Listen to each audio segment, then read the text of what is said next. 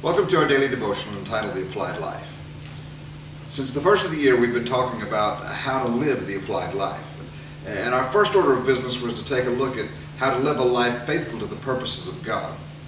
This week I want to shift gears and begin to look into the idea of what it means to live holy or purely.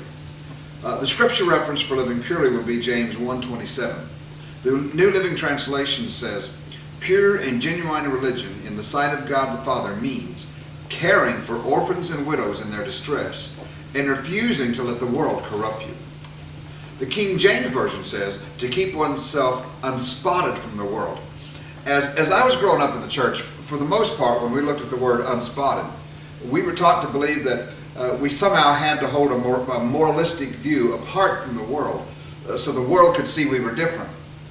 However, when we look at the true meaning of the word that was translated unspotted, it actually means to keep yourself unindictable by the world.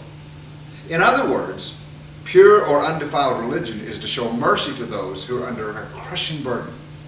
And if we do that, the world will have no reason to look at us with disdain or as hypocrites. If you remember, Jesus' harshest criticisms were reserved for those who knew what to do and refused to do it. The scribes and Pharisees, the religious leaders of the day, knew all the right things to say and do when it came to the law.